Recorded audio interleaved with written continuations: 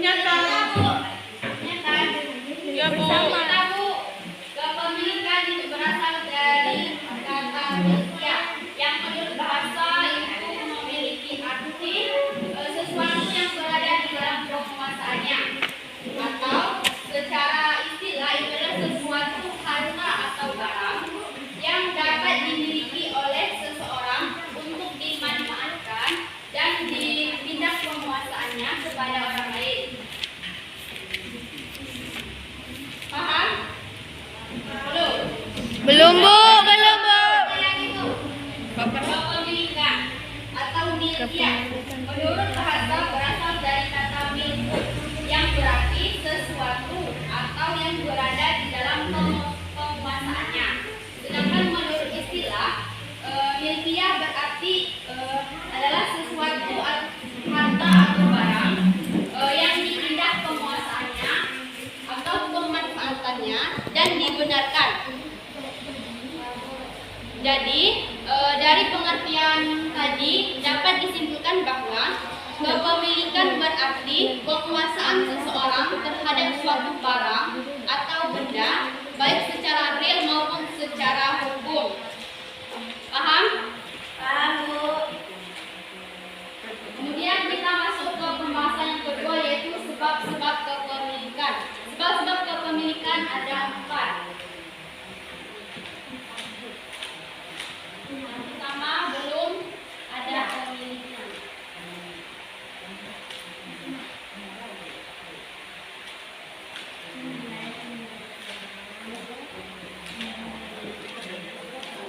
Kemudian yang kedua, melalui akad.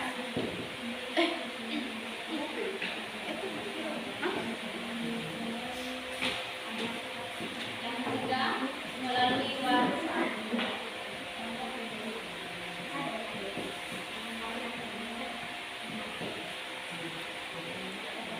Dan yang keempat, adanya dari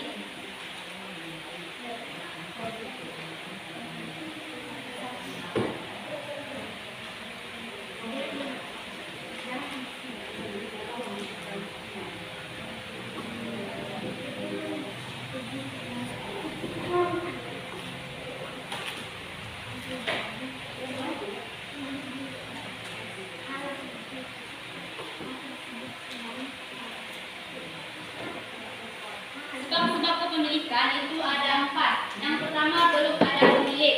Maksudnya yang adalah barang atau harta tersebut itu belum dimiliki oleh seseorang. Kemudian yang kedua, melalui akad, yaitu yang didapati dari adanya perkataan akad. Yang ketiga, melalui warisan, yaitu harta atau barang tersebut didapati dari adanya warisan orang tua. Kemudian yang keempat, didapati dari hasil perkembangbiakan, adalah barang atau harta tersebut itu didapati dari hasil dengan cara memperkembangbiakan suatu harta tersebut. Paham? Contohnya, Bu, apa, Bu? Contoh dari Belum ada pemiliknya, Bu. belum ada pemiliknya. Contohnya itu barang atau harta tersebut itu tidak ada pemiliknya. Contoh seperti ikan di laut, kan tidak ada pemiliknya. Jadi siapa saja boleh mengambil ikan di laut. Berarti nggak haram punya? Nggak haram, kan tidak ada status kejelasan tentang kepemilikan ikan di laut. Ya, Bu. Kayak burung juga ya, Bu ya? Ya, burung, pasir di pantai, Kalau ayam orang tuh, Bu. itu ada pemiliknya. Oh, ya, Bu. Ada lagi? Ya, Bu. Hal yang didapatkan dari perkembangbiakan. Contohnya itu seperti misalkan Lola memiliki peternakan sapi 1 ekor. Nah, dari 1 ekor sapi nanti bisa menjadi 2 ekor sapi, 5 ekor sapi, dan 3 ekor sapi. Jadi dari 1 sapi itu bisa memperkembangbiakan atau beranak. Jadi dari 1 sapi itu bisa menghasilkan banyak sapi. Ya, Bu. Paham? Paham, Bu. Kemudian masuk ke macam-macam kepemilikan. Kepemilikan itu ada 3. Yang pertama yaitu kepemilikan penuh.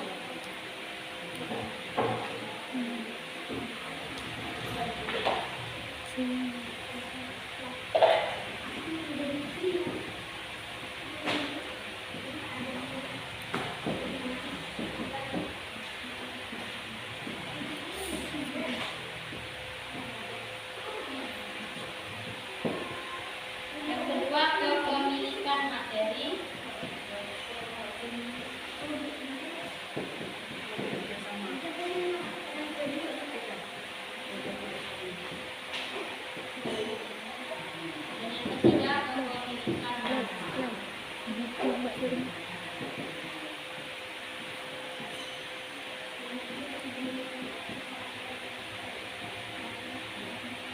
nggak?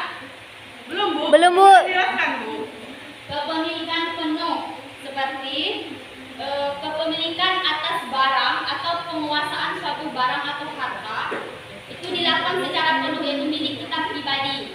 Kalau milik orang lain, Bu, itu bisa. Tidak bisa. Soalnya ini kepemilikan penuh. Kepemilikan penuh itu berarti kita menguasai pemilik barang atau milik kita sendiri. Oh, ya, Bu. Kemudian yang kepemilikan materi yaitu kepemilikan dari hasil barang yang hanya dapat kita miliki materinya saja. Jadi tidak dapat kita kuasai secara penuh. Contohnya, Bu. Seperti misal, Preti meminjamkan sebuah buku kepada Rati. Jadi Rati itu hanya dapat menguasai buku tersebut hanya untuk materi belajar. Tidak boleh digunakan untuk sepenuhnya. Maksudnya itu tidak boleh Rati memiliki buku tersebut secara utuh. Karena cuma meminjamkan sebatas materi. Kemudian yang kepemilikan manfaat yaitu berarti kepemilikan atas barang atau harta tersebut hanya digunakan sebagai manfaat.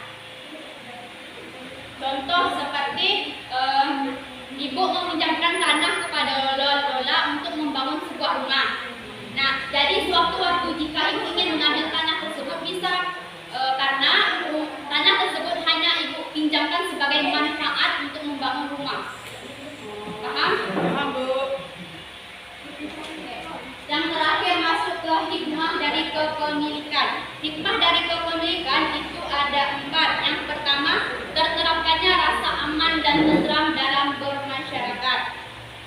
Kemudian yang kedua, terundang, terpilih atau terbagi hak-hak secara individu dengan baik.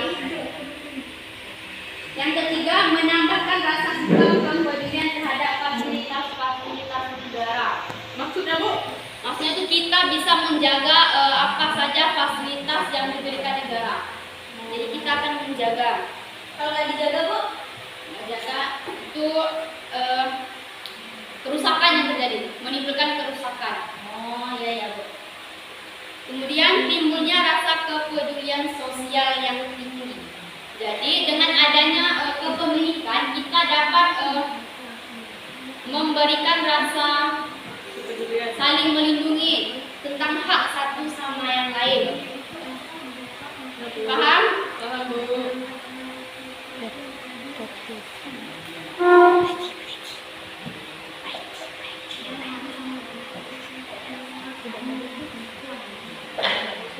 Lola, coba ulangi tadi ada berapa sebab-sebab kepemilikan?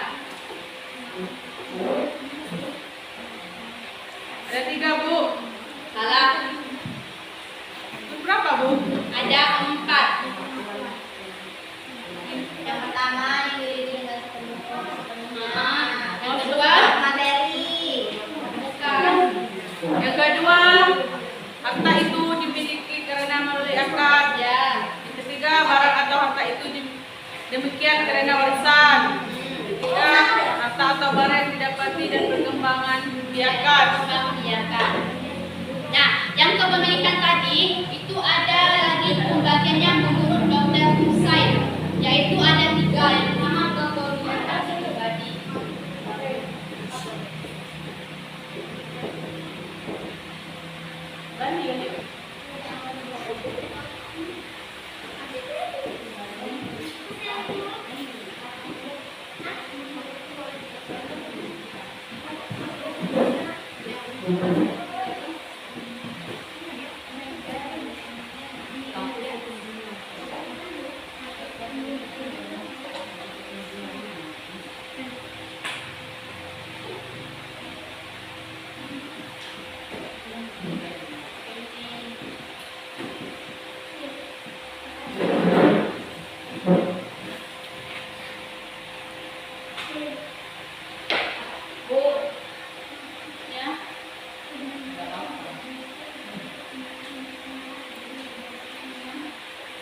Oke, kepemilikan dibagi lagi menjadi 3 oleh Dr. Husain Abdullah. Yang pertama yaitu kepemilikan pribadi, yaitu penguasaan atau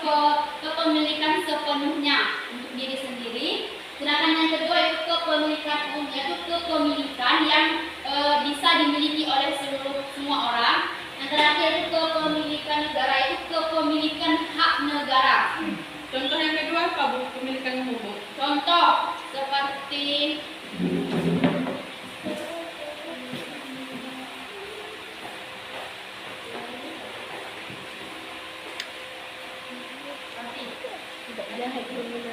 Kayak fasilitas negara itu, Bu, masuk ke kepemilikan umum. contoh dari kepemilikan umum itu seperti listrik, gas, udara, batu bara, dan lain-lain. Jadi kepemilikan umum itu kepemilikan yang bisa dimiliki oleh seluruh orang tanpa memandang dari status, mulai dari status ekonomi, agama, sosial, dan lain-lain. Oh ya Bu, kayak masjid itu kan kepemilikan umum ya kan Bu? Ya, kepemilikan umum. Ya, Bu.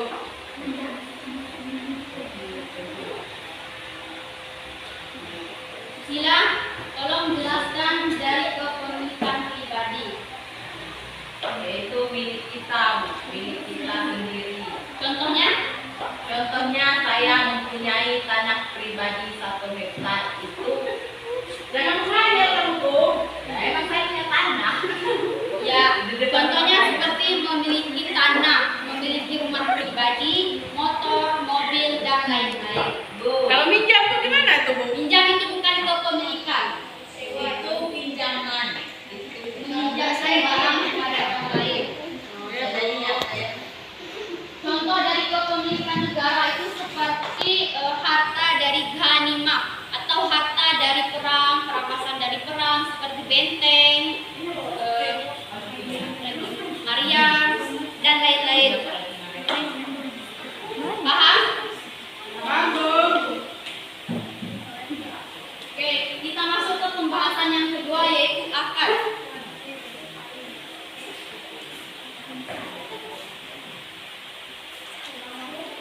Kita masuk ke pembahasan yang kedua yaitu akad. Sudah ada yang tahu apa itu akad? Belum. Oke, akad menurut bahasa berarti ikatan atau persetujuan.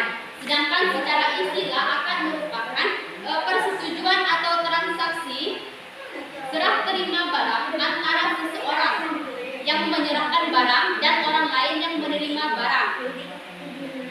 Jadi, akad itu ada transaksi atau persetujuan serah terima barang yang sah, baik secara agama maupun secara hukum. Oke. Allah telah menegaskan kita untuk melakukan akad sebelum menentukan kepemilikan suatu barang atau harta. Dalam hadis Quran surah Al-Maidah ayat 1 yang berbunyi Bismillahirrahmanirrahim, ya ayyuhalladzina amanu awfu bil uqud, yang artinya hai orang-orang yang beriman, penuhilah akad-akad itu. Jadi sebelum kita menentukan atau kita mengambil hak orang lain sebagai hak milik kita, kita harus mencari dulu asal usul barang tersebut, apakah ada pemiliknya atau sesuai kategori kepemilikan atau tidak.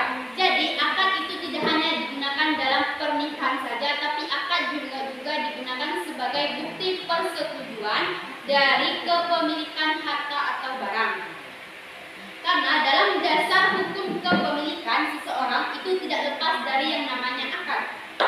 Akad juga merupakan penentu kepemilikan seseorang itu sah atau tidaknya terhadap suatu barang tersebut. Paham? Oke, kita masuk yang kedua yaitu rukun dan syarat akad. Rukun akad itu ada 3. Yang pertama, orang yang melakukan akad. Yang kedua yaitu ucapan akad dan ijab dan qabul. Kemudian yang ketiga yaitu sesuatu atau barang yang akan diakadkan. Maksudnya, Bu? Oke, yang pertama kan yang melakukan akad itu harus lebih dari 2 orang. Tidak boleh kurang dari 2 orang, karena untuk melakukan akad itu dibutuhkan 1 orang sebagai serah terima dan 1 orang lagi sebagai penerima barang. enggak harus ada saksinya Bu. Nggak harus ada saksi. Yang penting sudah dipersetujui dari kedua belah pihak. Beda dengan akad pernikahan. Kalau akad pernikahan itu memerlukan 2 saksi.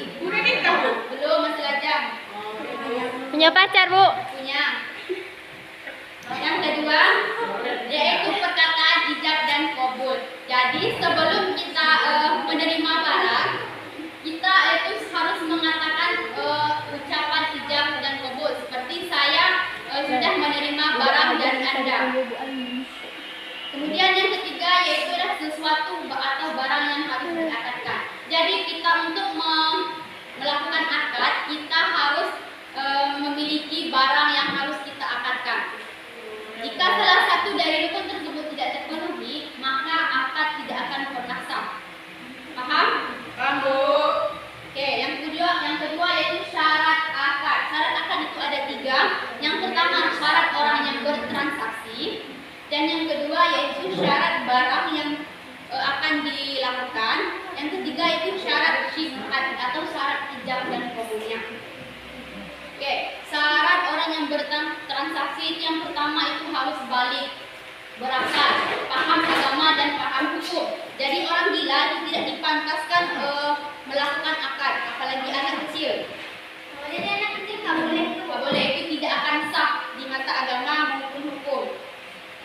Yang kedua yaitu syarat barang yang akan diakadkan itu yang pertama harus bersih, dapat dimanfaatkan. Kalau nggak bersih, Nggak bisa, harus bersih itu maksudnya itu barang tersebut itu sudah diketahui asal usulnya, tidak dari hasil pencurian, perampasan, ataupun dibeli dari hal-hal yang. Kalau kita beli ayam, beli sapi gitu Bu. Tapi sapinya itu masih dalam kandungan itu salah Bu. Salah Bu akadnya. Akadnya tidak sah soalnya barang tersebut itu tidak diketahui keberadaannya.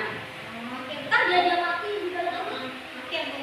Oke. Kemudian yang ketiga itu syarat syibhat atau syarat ijab dan qabul yang merupakan pemindahan penguasaan dan tanggung jawab dari suatu barang. Ada yang ditanyakan tentang rukun dan syarat akad? Nah Bu. Paham? Oke. Yang ketiga kita masuk ke macam-macam akad. Macam-macam akad di sini ada 5, tapi yang kita bahas hanya 4 macam akad saja. Berapa kali Bu? Yang satu itu enggak terlalu digunakan dalam suatu kepemilikan. Oke. Yang pertama itu ada akad lisan, akad tulisan, akad perantara dan akad isyarat. Akad lisan yaitu akad yang dilakukan dengan cara pengucapan secara langsung. Sedangkan akad tulisan yaitu merupakan akad yang dilakukan dengan adanya perjanjian hitam di atas putih atau dengan perjanjian pada kertas.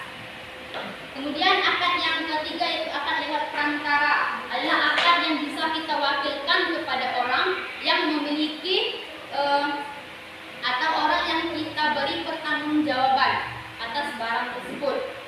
Yang terakhir yaitu akad isyarat, yaitu akad yang dilakukan dengan isyarat atau dengan mengkode, seperti orang yang tidak bisa bicara itu bisa digunakan akad lewat isyarat.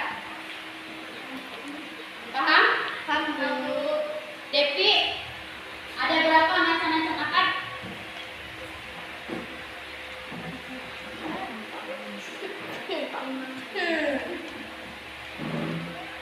Empat Bu.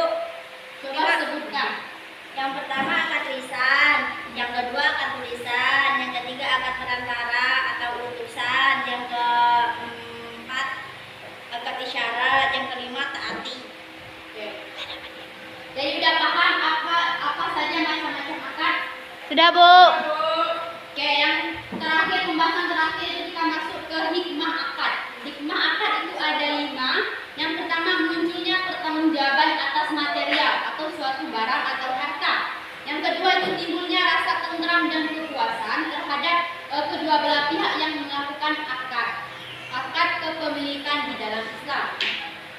Kemudian yang ketiga itu terhindarnya dari kepemilikan harta tidak sah. Jadi akad digunakan sebagai penentu atau penjelas dari titik terang suatu barang yang belum tentu kepemilikannya. Kemudian yang keempat terhindarnya dari perselisihan dari kedua pihak, yaitu terhindarnya dari perebutan antara suatu barang atau harta yang tidak tentu kejelasan kepemilikannya. Kemudian yang kelima yaitu status kepemilikan terhadap suatu barang atau harta tersebut menjadi jelas. Jadi akad di sini digunakan sebagai penentu Pentitik terang, memberi kejelasan kepada kepemilikan suatu barang atau harta. Paham? Lola, coba jelaskan pengertian akad menurut istilah. Saya belum nyatat, Bu. Apa belum nyata? Dihukum aja, Bu, di setera. Skor Lola. Lama itu. Ini Jadi, Saya nyatat, Bu. Pusing. Ibu ulang sekali lagi. Pengertian akad. Akad itu merupakan transaksi atau ikatan. Sedangkan secara istilah, itu akad merupakan transaksi atau kesepakatan antara seseorang, orang yang menyerahkan dengan orang lain atau orang yang menerima setelah terima barang tersebut. Bu, sudah bel, Bu. Sudah bel? Oke, kalau sudah bel, bab selanjutnya kita lanjutkan minggu depan. Yang belum nyatat harap dicatat. Ya, Bu. Ya, Bu. Lebih kurangnya ibu mohon maaf. Wassalamualaikum warahmatullahi wabarakatuh. Waalaikumsalam.